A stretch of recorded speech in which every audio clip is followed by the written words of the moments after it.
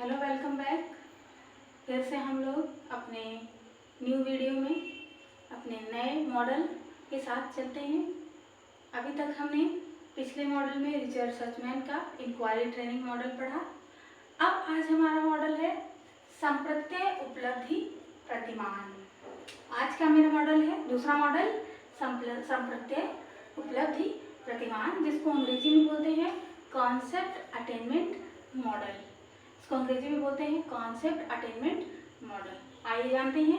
अभी हमने देखा था पिछले वीडियो में जो मॉडल था हमारा वो पूछताछ पर आधारित था। बच्चे जो हैं प्रश्न पूछते हैं और जितने ज़्यादा प्रश्न पूछते हैं उतनी उनकी तार्किक चिंतन का विकास होता है। और उस प्रतिमान का एक ही उद्देश्य था, बच्चों के ज्ञानात्मक कौशल का विकास करना। आइए अब इसको देख लेते हैं। संप्रत्यय उपलब्धि प्रतिमान, जिसको अंग्रेजी में बोलते हैं कॉन्सेप्ट अटेनमेंट मॉडल, ये किसके द्वारा निर्मित किया गया? ये निर्मित किया गया जे.एस. ब्रूनर के द्वारा। इसका प्रतिपादन या इसके प्रोपाउंडर जे.एस. ब्रूनर जी हैं। इसके प्रोपाउंडर जो है वो जे.एस. ब्रूनर जी हैं। क्या है ये? इस प्रतिमान का प्रयोग जो है वो फैक्ट्स, संप्रत्यय का मतलब होता है कॉन्सेप्ट। कॉन्सेप्ट का मतलब कि कोई भी विषय वस्तु है, कोई भी तथ्य है, उसको खोजना और उसमें कंपैरिजन करना, उसमें उसका डिवाइडेशन करना, वर्गीकरण करना, ये सब बच्चे स्वयं से कर सकें, सीख सकें। जैसे बच्चा छोटा होता है तो उनको 4 पैरों वाला जानवर दिखाया जाता है तो वो सभी 4 पैरों वाले जानवर को एक ही जानवर का नाम दे देता है। यदि बच्चों को गाय दिखाया गया, कहे कि जानवरों के 4 पैर होते हैं, ये गाय है, तो बच्चा छोटा होता है तो वो सारे 4 पैर वाले जानवरों को गाय ही समझता है। लेकिन धीरे धीरे जैसे जैसे बच्चों के अंदर नई नई आकृतियाँ, नई नई सोच डेवलप होने लगती है तो बच्चों को ये पता चल जाता है कि गाय सफ़ेद रंग की होती है और गाय हमें दूध देती है। ठीक उसी तरीके से जब बच्चों को दूसरे 4 पैर वाला जानवर बताया जाता है, दिखाया जाता है, तब बच्चे दोनों में कंपेरिजन करना सीख लेते हैं कि ये बिल्ली है या ये जो भी है। तो इस तरीके से संप्रत्यय उपलब्धि प्रतिमान के द्वारा जे.एस. ब्रूनर जी क्या चाहते हैं? वे ये चाहते हैं कि इस प्रतिमान के द्वारा इसका प्रयोग नए प्रत्ययों को स्पष्ट करने एवं प्रभावपूर्ण ढंग से उसकी व्याख्या करने में प्रयोग किया जाता है। मतलब बच्चा अगर किसी भी विषय वस्तु का प्रयोग करता है तो उसका बेहतर ढंग से प्रयोग करना सीख सके कि वास्तव में ये विषय वस्तु है तो क्या है और इसका प्रयोग किस लिए किया जाता है। दूसरी चीज कि संप्रत्यय उपलब्धि प्रतिमान के अंतर्गत कोई भी कंटेंट हो, कोई भी विषय वस्तु हो, कोई भी तथ्य हो या कोई भी वस्तु या घटना हो, उसका बच्चा सही ढंग से तुलना करना जाने, आगमन तर्क विकसित करने। आगमन तर्क विकसित का मतलब कि नए नए आधार पर खुद किसी भी तथ्य को निर्मित करना सीखे। जैसे आगमन जो तर्क होते हैं, वो आगमन तर्क का मतलब ये होता है कि आप अपने द्वारा ही विचारों को निर्मित करिए और उसी के द्वारा आप किसी विषय वस्तु को नया स्वरूप दीजिए। ऐसा बच्चों को विकसित करने के लिए यह प्रतिमान निर्मित किया गया। इस प्रतिमान के अंतर्गत बच्चा तुलना करना सीखता है, बच्चे के अंदर आगमन तर्क विकसित कराया जाता है, साथ ही साथ बच्चा वर्गीकरण करने, विभाजन करने, समानता असमानता करने में भी अंतर देख लेता है। यदि बच्चे को पानी और दूध में फर्क बताया जाता है कि दूध व्हाइट रंग का होता है, पानी बिल्कुल पारदर्शी होता है, क्रिस्टलीय पदार्थ होता है, इस तरीके से बच्चा अंतर करता है। अब संप्रत्यय उपलब्धि प्रतिमान क्या, अगर आपसे पूछा जाए कि क्या विशेषता है तो आप यही बताएंगे कि विभिन्न प्रकार के तथ्यों को नवीन रूपों में परिमार्जित करना, उसको बनाना, बच्चे को स्वयं आना या बच्चे को स्वयं आना चाहिए, स्वयं सिखाया जाए। साथ ही साथ बच्चा जो भी विषय वस्तु या जो भी प्रत्यय का निर्माण करता है उसमें वह तुलना करना, अपने आगमन तर्क यानी अपने नवीन विचारों को सृजित करना और साथ ही साथ उसमें वर्गीकरण करना, समानता असमानता इत्यादि के फर्कों को वो जानना सीखता है। अब इस प्रतिमान के उद्देश्य क्या है? इस प्रतिमान का सिर्फ एक ही उद्देश्य है कि वह विभिन्न प्रकार के व्यक्ति, वस्तु, घटनाओं इत्यादि में अंतर कर सके और विभाजन कर सके। जैसे जब बच्चा छोटा होता है तो उसको जो चीज़ें बता दी जाती हैं कि ये पापा है, ये मम्मी है, ये भाई है, ये बहन है, लेकिन धीरे धीरे बच्चा बड़ा होता है तो वो हर रिश्तों को जान जाता है, वो अंतर करना सीख जाता है कि कौन उनके अपने हैं, कौन उनके पर आए हैं। जब बच्चा धीरे धीरे एक जगह, एक पर्यावरण में, एक वातावरण में रहने लगता है तो वो सारी चीज़ों में अंतर जानने लगता है, वस्तु में, व्यक्ति में, घटनाओं में, मतलब घटनाओं को मतलब किसी आसपास के परिवेश में। तो इस प्रतिमान का, इस मॉडल का सिर्फ एक ही उद्देश्य है कि किसी भी व्यक्ति, किसी भी वस्तु या किसी भी विशेष परिस्थिति या घटना में अंतर करना सीख जाता है या सीखना चाहिए। ये इस प्रतिमान का मूलभूत उद्देश्य है। अब संरचना क्या है, मतलब कि यदि ये संप्रत्यय विकसित करना है तो क्या स्वरूप देना चाहिए कक्षा में। तो इसके लिए 4 चरण जे.एस. ब्रूनर ने निर्मित किया था। 4 चरण में जो पहला चरण है वो है आंकड़ों का संग्रहण। आंकड़ों का संग्रहण का मतलब ये है कि बच्चों के सामने कोई भी अगर व्यक्ति को रखा जाए या वस्तु को रखा जाए या घटना को, किसी भी चीज़ के बारे में यदि बच्चे को जानकारी एकत्रित करनी है तो पहले बच्चा क्या करेगा, उस चीज़ से संबंधित क्या। तो अगर व्यक्ति के बारे में वो जानना चाहता है तो व्यक्ति से संबंधित सूचना एकत्रित करे। अगर वस्तु के बारे में जानना चाहता है तो वस्तु से संबंधित सूचना एकत्रित करे। यदि घटना के बारे में जानना चाहता है तो घटना से संबंधित जानकारी एकत्रित करे।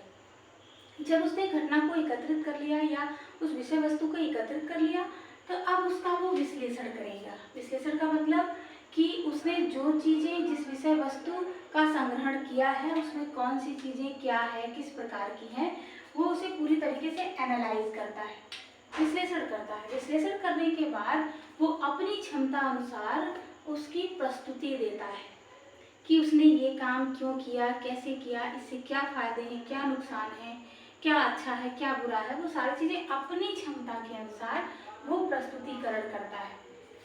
फिर जब वो अपनी क्षमता के अनुसार प्रस्तुतिकरण करता है तो अब उसी कार्य पर वो अभ्यास करता है।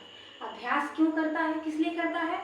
इसलिए करता है कि जो भी समस्या का उसने चयन किया था, संग्रहण किया था, उसका उसने विश्लेषण किया। विश्लेषण करने के बाद अपनी योग्यता के अनुसार उसका परिचय दिया। और परिचय इसलिए दिया ताकि ये ध्यान रखा जाए कि जो भी उसने समस्या का चयन किया था, उस पर कार्य किया, तो उससे उसको कितना प्रभाव मिला, उसका उसने किस हद तक उपयोग करना सीख लिया है।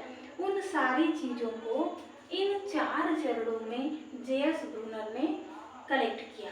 पहला आंकड़ों का संग्रहण, दूसरा नीति विश्लेषण, तीसरा प्रस्तुतिकरण और चौथा अभ्यास। अभ्यास का मतलब सीखे गए ज्ञान का उपयोग करना, प्रयोग करना, अभ्यास करना या उसकी व्याख्या करना। अगला है सामाजिक प्रणाली। जब ये बच्चा कोई भी कार्य कर रहा है तो अकेले तो कर नहीं सकता, इसमें शिक्षक बहुत महत्वपूर्ण होता है।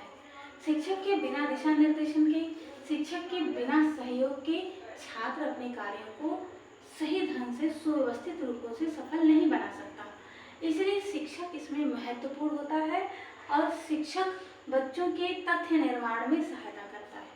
यदि कोई समस्या सामने सृजित होती है या समस्या को सृजित करना है तो शिक्षक वास्तविक रूपों में बच्चों की मदद करता है, क्योंकि शिक्षक की मदद से छात्र अपने कार्य को आसानी से कर सकते हैं।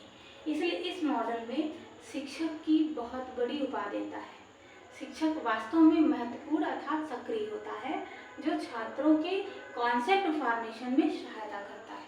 किसी भी विषय वस्तु की जानकारी रखने में शिक्षक की बहुत बड़ी भूमिका होती है। अब मूल्यांकन की बात कर लें तो कॉन्सेप्ट अटेनमेंट मॉडल इस मॉडल का नाम है, संप्रत्यय उपलब्धि प्रतिमान। तो जब हमें किसी प्रत्यय या किसी विषय वस्तु को अवलोकित करना है, निर्मित करना है, तो उसके लिए सिर्फ एक ही स्वरूप है मूल्यांकन का, वर्णनात्मक रूपों में। जब हम किसी चीज़ का गहन अध्ययन करेंगे तब हम सही ढंग से बच्चों का मूल्यांकन कर सकते हैं, उनकी कमियों को देख सकते हैं, उनमें सुधार ला सकते हैं और फिर नए तथ्यों के आधार पर हम सही ढंग से उनमें बदलाव कर सकते हैं। जैसे वैज्ञानिक होते हैं, पहले उसका अगर उनको कोई चीज़ शोध करनी होती है, किसी चीज़ को खोजना होता है, तो पहले से उस कार्य में लगे रहते हैं, तब तक लगे रहते हैं जब तक कि सीखे गए ज्ञान का उपयोग या अभ्यास नहीं कर लेते, और तब तक करते रहते हैं जब तक कि वो नए तथ्यों के विषय में सूचना प्राप्त नहीं कर लेते। जैसे आप जानते हैं, छोटा सा एग्जाम्पल, न्यूटन ने गुरुत्वाकर्षण के नियम को निर्मित किया था। तो उसने सेब जो एप्पल होता है उसके आधार पर उन्होंने परीक्षण किया। सेब को फेंका जाता है तो वो उसका भार जितना, द्रव्यमान जितना ज़्यादा होगा वो उतना धीरे धीरे पृथ्वी पर आता है। लेकिन यदि कोई वस्तु हल्की होती है तो वो उतना तेजी से नीचे आती है। इसी आधार पर उन्होंने ग्रेविटेशनल फोर्स को लॉन्च किया था। तो कहने का मतलब कि जब बच्चा ये कार्य नियमित रूप से करता रहता है तो इससे बच्चों का मूल्यांकन आसानी से हो सकता है। इसलिए मूल्यांकन की प्रणाली में निबंधात्मक और वस्तुनिष्ठ परीक्षा को महत्वपूर्ण माना गया। यानी आप कह सकते हैं कि जे.एस. ब्रूनर के द्वारा जो संप्रत्यय उपलब्धि प्रतिमान निर्मित किया गया उसका एक ही उद्देश्य था, क्या? कि बच्चा किसी भी व्यक्ति, वस्तु, घटना के बारे में अंतर और वर्गीकरण करना सीख जाए। और वर्गीकरण कैसे करें? तो सबसे पहले किसी भी समस्या को कलेक्ट करके, फिर उसका विश्लेषण करके, फिर अपनी सुविधानुसार, अपनी क्षमतानुसार उसको प्रेजेंट करके, और फिर उसके बाद जो कुछ उसने सीखा है उसका नए रूपों में प्रयोग करके। जैसे आपने सुना होगा कोरोना की वैक्सीन आई थी, तो उस वैक्सीन को सबसे पहले मनुष्य पर लागू नहीं किया गया, पहले उन्होंने जानवरों पर किया कि वास्तव में वो प्रयोग सार्थक है या निरर्थक। इसीलिए इस तरीके के प्रत्ययों की खोज के लिए भी क्या किया जाता है? सीखे गए ज्ञान का प्रयोग छोटे छोटे स्वरूपों में निर्मित किया जाता है। और सामाजिक प्रणाली में शिक्षक महत्वपूर्ण होता है, क्योंकि शिक्षक के आधार पर ही, शिक्षक के निर्देशन में ही छात्र अपने नए कॉन्सेप्ट का निर्माण करता है। और मूल्यांकन प्रणाली निबंधात्मक और वस्तुनिष्ठ होती है। गहनता के आधार पर, गहन विश्लेषण के आधार पर बच्चा नए तथ्यों का निर्माण करता है। उसी के आधार पर उनका मूल्यांकन किया जा सकता है। उसने कितना अच्छा किया, कितना उसमें गड़बड़ी है, खराबी है, तो उसमें सुधार किया जा सकता है, और तब नए तथ्यों का सृजन किया जा सकता है। तो ये था हमारा जे.एस. ब्रूनर का कॉन्सेप्ट अटेनमेंट मॉडल, जिसको हमने छोटे से वीडियो में आपको बताने का प्रयास किया। यदि आपको ये मॉडल पसंद आया हो तो प्लीज़ लाइक, शेयर और सब्सक्राइब जरूर करिएगा। इसके बाद हम नेक्स्ट वीडियो में आपको अगला मॉडल लेकर आएंगे। तब तक आज के लिए बस इतना ही। तो फिर मिलते हैं अगले वीडियो में।